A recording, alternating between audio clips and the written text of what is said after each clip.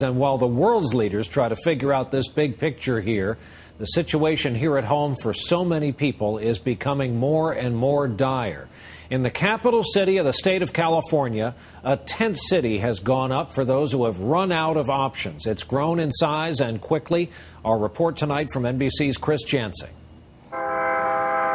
Along the railroad tracks in Sacramento, a modern-day shantytown is swelling. Fragile shelter for the city's exploding homeless population. The images hauntingly reminiscent of the iconic photos of the 1930s and the Great Depression. This is the bottom of the barrel here. I don't think it can get any worse than this. Jim's new home, a small tent with 6 layers of tarp to keep out the rain. For 30 years he worked construction, then 6 months ago, the jobs dried up. I will maybe do a day labor thing on the weekends, which I've been lucky lately for one day out of each week, and I will take that to buy my bus fares and my train fares to go look for work.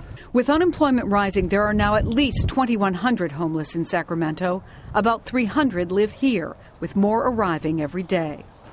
Many of the stories here are heartbreakingly similar. Middle-class Americans living paycheck to paycheck lose their job, then their house, and have nowhere to go.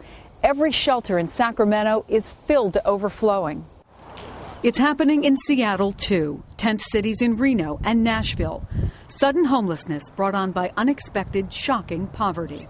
Had you ever been homeless before this? No, never even thought about it. Before Corbin and Tina landed here just a few months ago, he made a good living selling cars. The place I work for isn't even in business anymore, so, they've had to close up. The new mayor, former NBA star Kevin Johnson, grew up in Sacramento.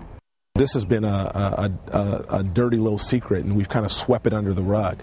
The evocative Depression-era images return. At dusk, dinner is simmering in a pot made out of a coffee can. Advocates say that by morning, as many as 50 more people will be homeless in Sacramento. Chris Jansing, NBC News, Sacramento.